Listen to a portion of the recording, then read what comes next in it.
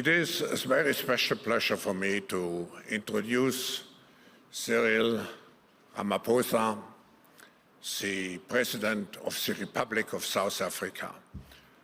Mr. President, you know we have a long-standing history of relationship, I would say, of partnership and of friendship with your country, and we are so pleased that after some years you are back with us. And we welcome you actually in two capacities. First, you are president now of a national union government, and you really are embarking into using the full potential of South Africa, which, after all, is the economically strongest country on the African continent, and we all know that the African continent will be probably on the top priority list of global attention in the future. So we are looking very much forward to how your program to address particularly also infrastructure issues, reconstruction issues, what you will tell us about those programs.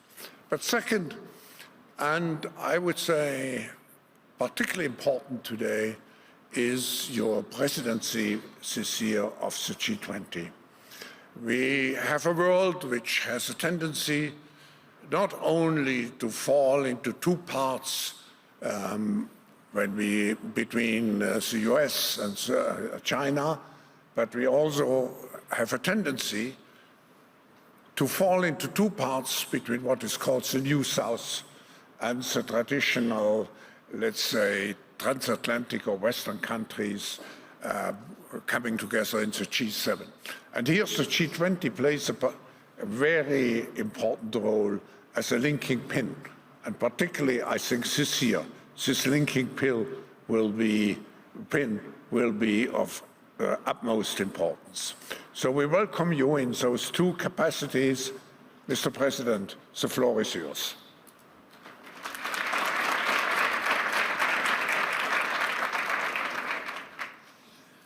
Thank you very much, Professor Schwab. To all of you who are here present, greetings.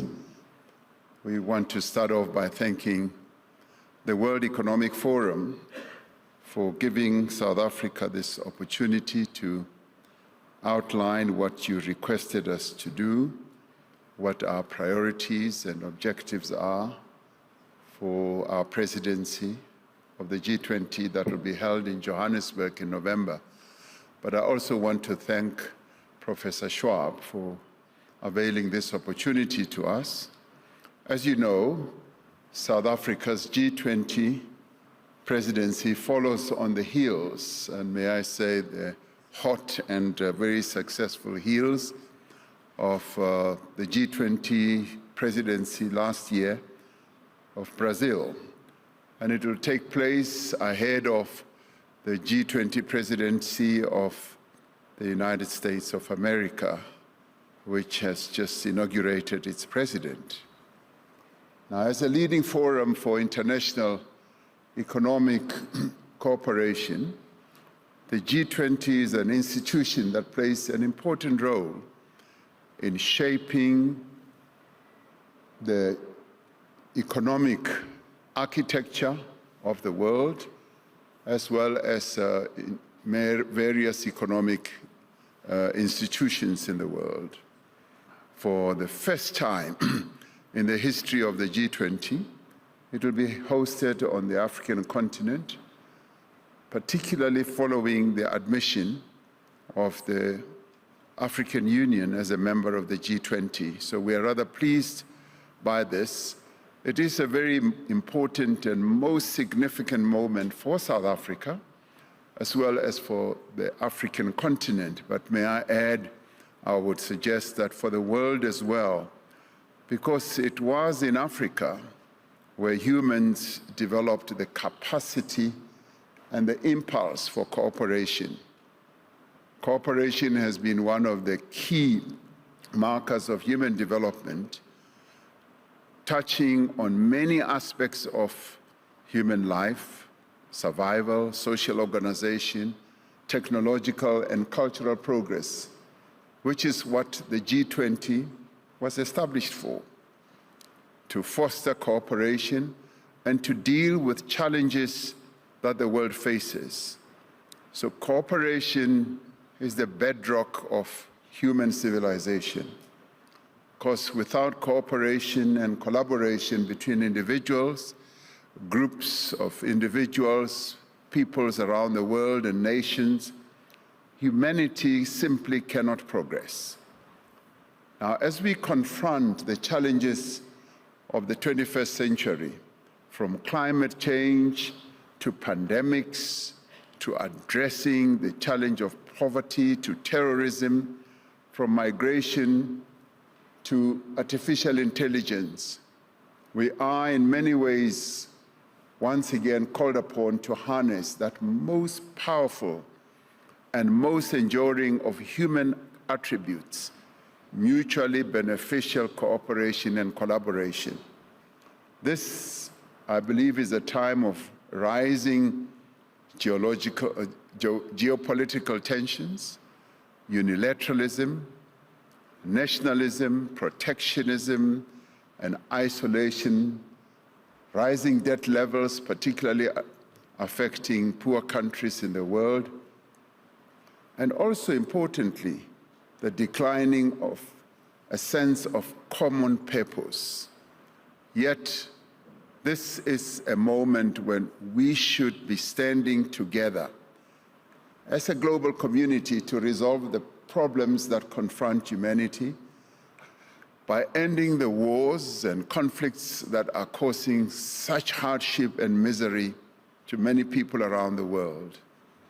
We are also called upon by the exigency of the moment to act together with greater urgency to halt the destruction of our planet.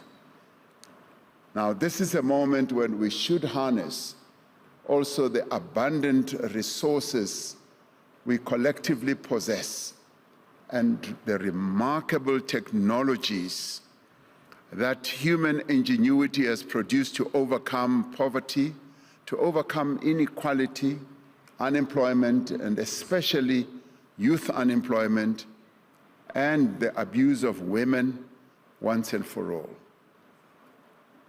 33 years ago, the founding president of democratic South Africa, Nelson Rolihlahla Mandela, spoke here at Davos, and he said, "Our interdependence, bringing us together into a common global home across the oceans and the continents, demands that we all combine to launch a global offensive for development, for prosperity, and human survival."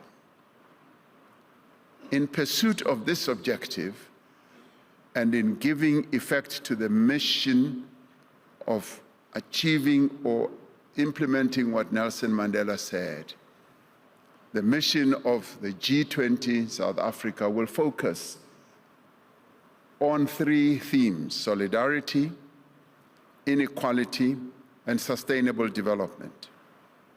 It is South Africa's firm view that these themes can best be taken forward through the collective actions of a number of institutions like the G20, as well as various multilateral organizations, such as the United Nations, the World Trade Organizations, the World Health Organizations, financial institutions of the world, some of which should be reformed and be made more representative and responsive to the needs of the citizens of the world.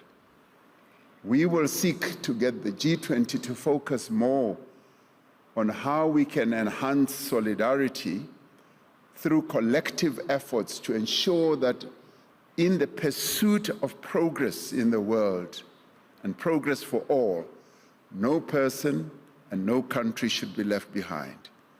The rights and freedoms of one people cannot really be separated from the rights and freedoms of all people in the world.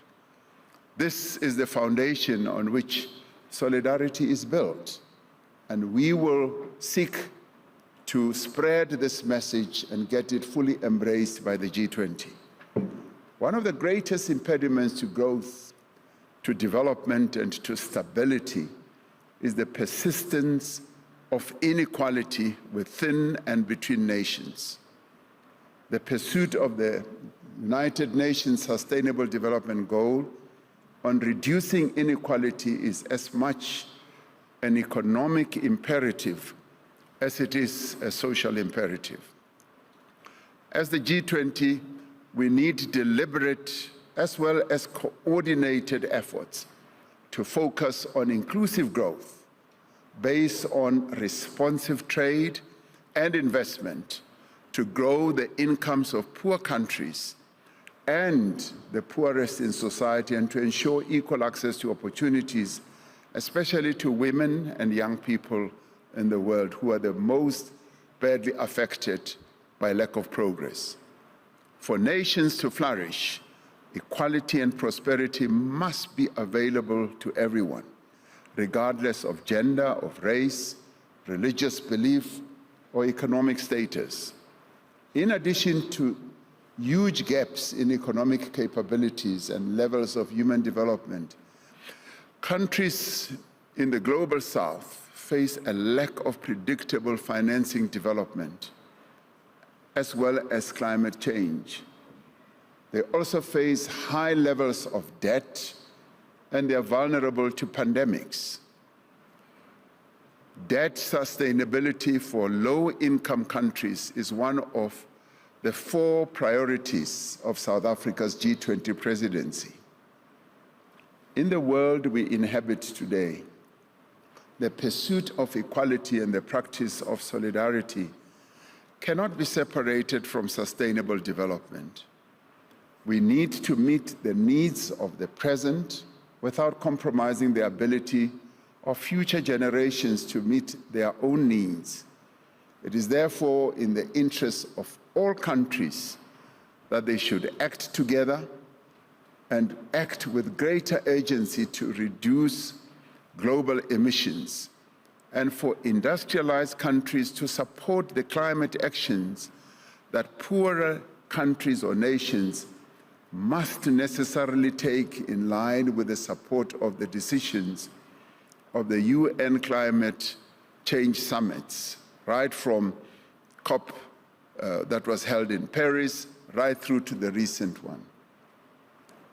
Another of South Africa's priorities for its G20 presidency is therefore to finance and to mobilize the just energy transition, to mobilize finance, that is. We will seek agreement on increasing the quality and quantity of climate finance flows to developing economies, as agreed at the various UN climate summits. We will continue to call on global financial institutions on the redirection of special drawing rights which are left unused to a large extent. It is simply, in our view, not fair that over 60% of special drawing rights go to a handful of wealthy countries. And these drawing rights should be redirected to enable countries in Africa and other parts of the global south to realize their developmental aspirations, to enable them to invest in infrastructure, in industrial development, in education, in training, and in healthcare. We need to leverage private capital and use innovative forms of finance, as well as taxation, to raise additional resources for sustainable development in various countries in the global south. Now, global finance institutions should help to de-risk and support more financing for emerging and developing countries. We need to support country initiatives that are aimed at addressing climate change, such as the Just Energy Transition Partnership that South Africa has entered into with a number of countries of the global north. A number of other countries followed suit and also structured their own initiatives. But these need to be financed. As we accelerate the transition to low-carbon economies in a manner that is just and inclusive, we must also at the same time recognize the damage that climate change has already done and will continue to wreak around the world. In light of this, South Africa has therefore made the strengthening of disaster resilience as another of the priorities of its G20 presidency. The increasing rate of climate-induced natural disasters is affecting countries that can least afford the costs of recovery and rebuilding. And these disasters are also happening in developed economy countries. We've seen how in America the fires are raging, and even in Europe how floods have also caused a lot of devastation. But countries in the global north can recover quickly because of the economic strength that they have. But in order to address the challenges that countries in the global south face, we believe that special financing and insurance mechanisms must be made available to scale up the funding for post-disaster reconstruction. Since the dawn of the industrial age, the benefits to humanity of economic growth have been achieved at the cost of environmental destruction. If we are to survive and to thrive as humanity, we must change this. We must change course. We must pursue development pathways that reconcile growth with urgent climate action. Another of South Africa's priorities for its G20 presidency is to harness critical minerals for inclusive growth and development. We need a G20 framework on green industrialization and investments to ensure progress towards a grand bargain that promotes value addition to critical minerals, particularly close to the source of extraction. We also need the development of low-carbon manufacturing value chains which can support decarbonization and industrial development. There is a need to promote beneficiation and local value addition of resources at source, resulting in an additive rather than an extractive relationship. As minerals extraction accelerates to match the needs of the energy transition, the countries and local communities that are endowed with these rich resources must be the ones that benefit most. At the moment, they don't benefit much because the benefit flows out of their own countries to other locales in the world. We will use this G20 to champion the use of critical minerals through a program of green industrialization and as an engine for growth and development in Africa and the rest of the global south. As this will be the first G20 summit that is held in Africa, it is for us a valuable platform to demonstrate Africa's promise. Many agree that Africa is the next frontier of global growth and productivity. The African continent has an unrivaled natural resource endowment with the youngest population of all continents. Africa continues to be an expanding market for goods and services. The African Continental Free Trade Area has the potential to really change the economic and social fortunes of our continent. We will seek G20 support for the Africa Continental Free Trade Area Adjustment Fund that will enhance inclusive growth, sustainable and regional integration as well. We will look to consolidate various G20 initiatives related to Africa into a flagship agreement for cooperation that is focused on implementation of investments in productive sectors in Africa in areas such as infrastructure. Many of you would know that infrastructure is propelling Africa's growth at the moment. We seek investments in development of skills that will also fuel this infrastructure revolution, particularly for Africa's youth and the economic empowerment of the women of our continent. In the health sector, we would want the G20 to support the production of pharmaceutical products such as therapeutics, as well as vaccines to deal with pandemics.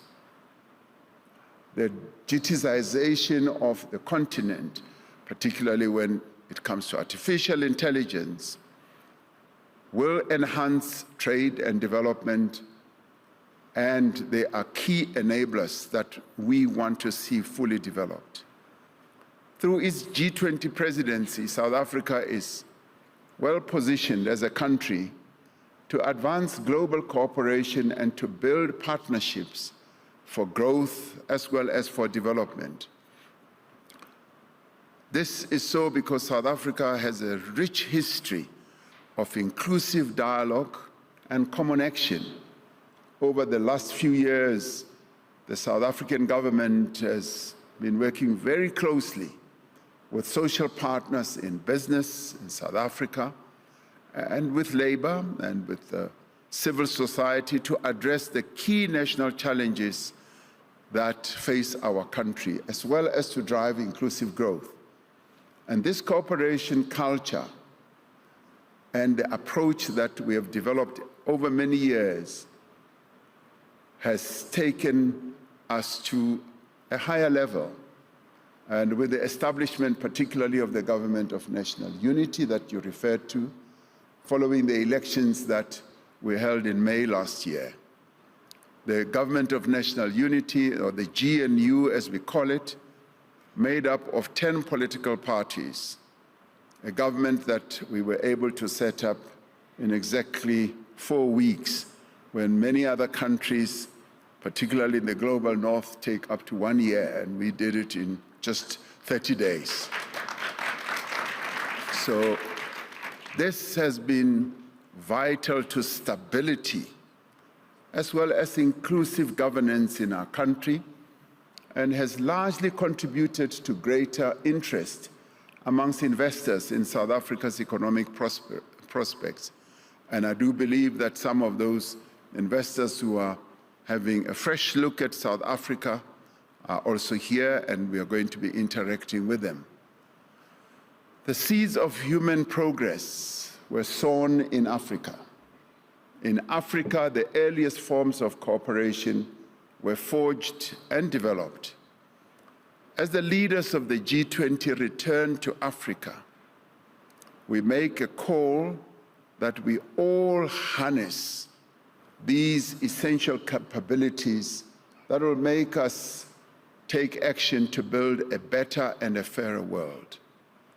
We intend that the G20 in Johannesburg this year should really be a forum where cooperation and collaboration amongst the leading economies of the world will be taken to a higher level. Acting together, we should build an inclusive, just, and equal world in which all may prosper, leaving no one and no country behind. So I look forward, Professor, to welcoming you to the G20 in Johannesburg later this year. And even if you do not participate, any of you do not participate in any of the 130 G20-related meetings, because that's how the G20 works. It builds up to the Leaders' Summit, which will be held later in the year, through the various meetings in finance stream and trade stream and many others, I'd like to invite you to come, even if you do not participate in any of these meetings, just to come to South Africa and come and see South Africa for yourself, the most beautiful country in the world. So I invite you to come, and thank you very much.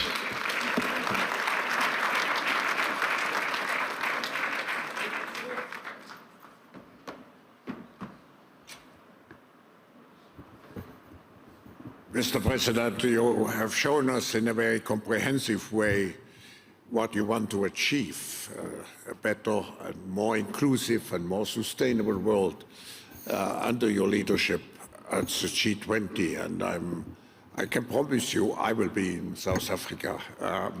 But we spoke about the potential and the role of the G20. We have very little time, and I want to acknowledge the strong participation of your government, which gives an opportunity to follow up on many of those issues and many of the opportunities of cooperation with your country. But to conclude our session, I just have one question, very simple question. Mr. President, if you would explain to a major foreign investor why he should invest into South Africa at this particular moment. 3 reasons.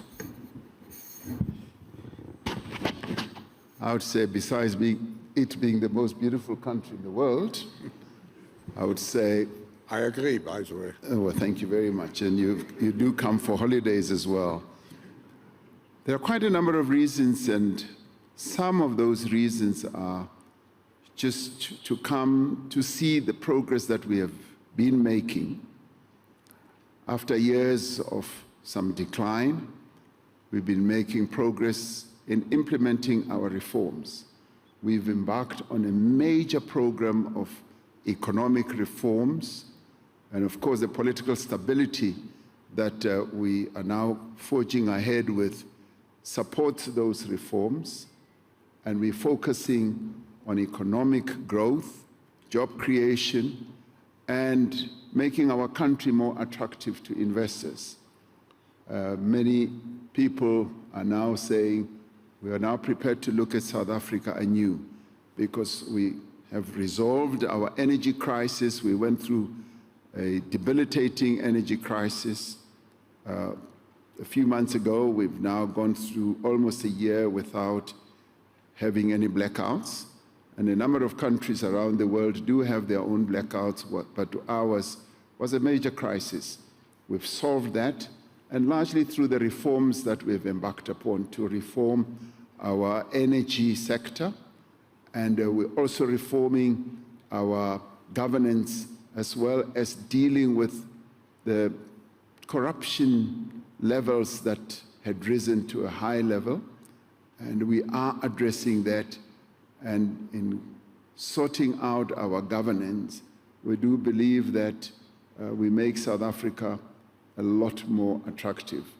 And I do want to lay stress on the partnership that we have crafted with business, with labor, and various community organizations is a solid one. And it's a compact that we've put together that is helping us as a country to address many, many challenges.